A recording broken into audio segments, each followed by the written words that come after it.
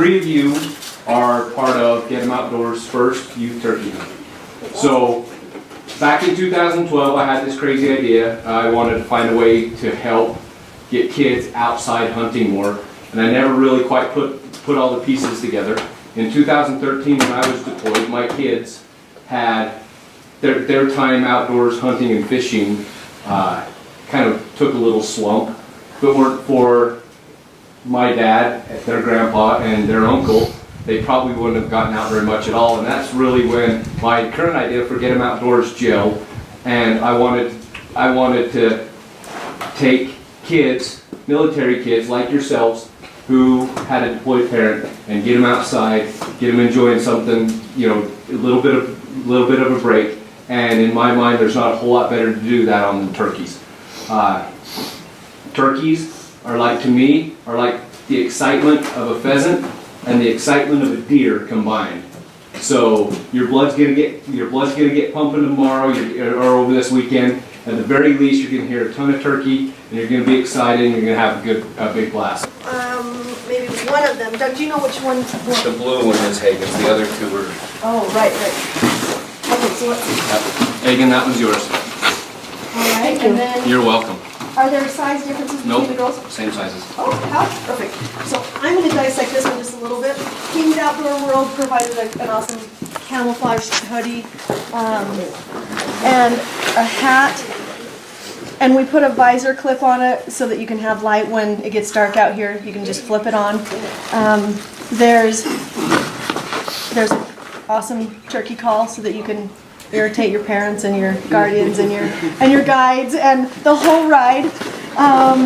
A flashlight and some tissues, and then also tomorrow morning before you leave, there's going to be 2 bags full of snacks and your lunch. So you can put your snacks in your bag and take them with you, because we don't want to be sitting on our phones in the cold without any munchies. So I'll shoot one here. We'll sit just like this. Then you put the bead of that shotgun right down the rib of that shotgun, that front bead. Callie, where's your earplugs? And you put the bead right in the middle of their neck. So it's pretty. This gun tomorrow, we'll put it in there. And then all we gotta do, and I'll help you with this tomorrow. You just push that, and then you pull that back, and then just push it forward. Yep, there you go. And then right now it's on safe. So I'm gonna open it back up, and you can get settled down behind it, and then shoulder it, and then you can pump it forward and get ready to shoot. Okay. Are you nervous? Yeah. Yeah, don't be too nervous. Whoa. You all right? Yeah. And then? Bam! Left target, left turkey. Look, there's Mike. That was bad. That was bad, huh? So do you know what that is? Yeah. No. Of a taco?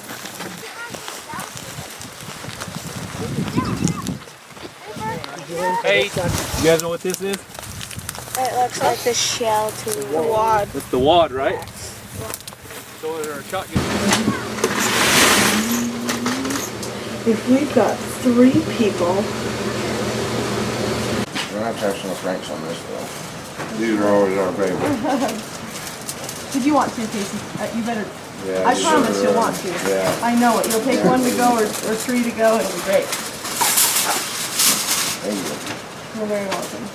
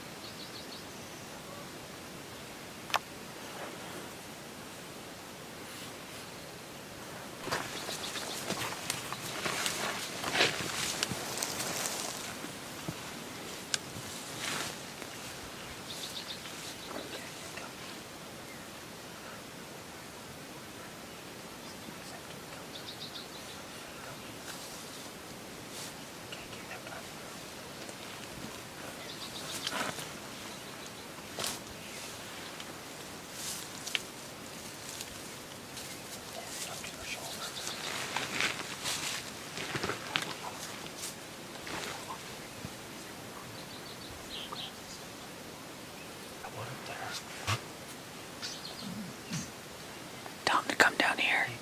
He's not going anywhere anytime soon. Tell Steve to keep his eye up there. Hey, Steve. Keep your eye up over the hill there. Okay.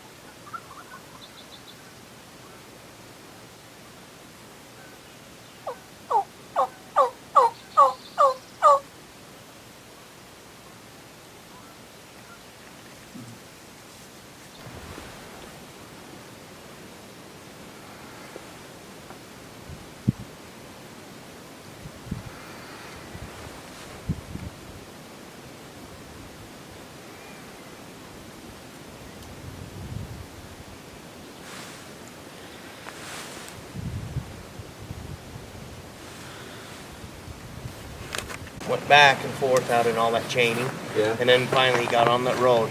We watched him. We were on that little green knoll. I think Yeah. right where you killed your bird. Okay. Judged by feathers. Feathers everywhere? Yeah. Yeah. Yeah. Beautiful sound.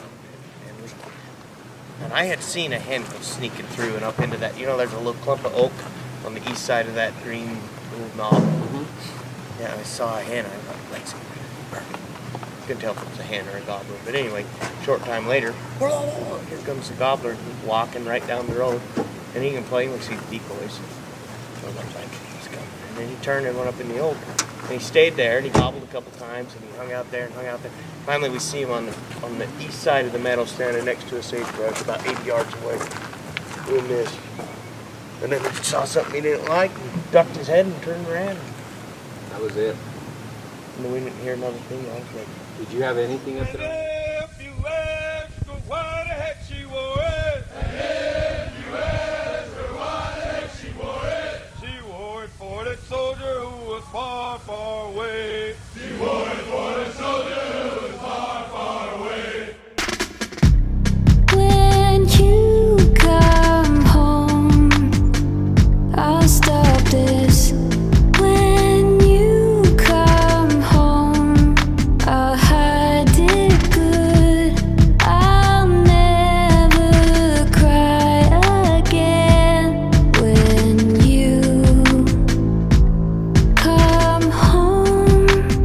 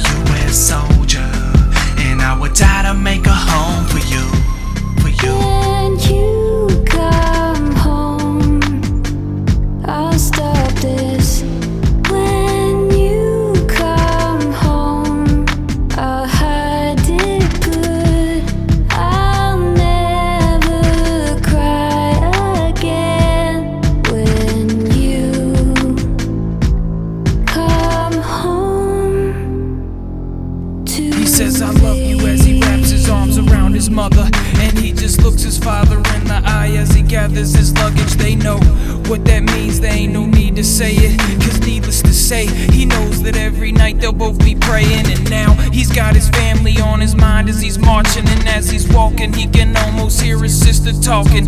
And as he raises his rifle and as he gets to fighting, he thinks about his little brother who wants to be just like him. So he proves it's not the bonuses, it's not about the checks, it's about the buildings and the jets, a country to protect. It's about the courage and pride, providing peace and grace. Even though it's been 365 since they've seen his face, but they will never forget and he will never break, because they are the reason that he puts his life at stake. We thinking about you spiritually and we missing you visibly. You're an army of one, cause we love you individually. This goes out to all our soldiers, past, present, and future, and all the loved ones of our soldiers. We didn't forget about y'all out there in Afghanistan. All y'all still in Iraq. We love y'all. We'll be here waiting when you get back.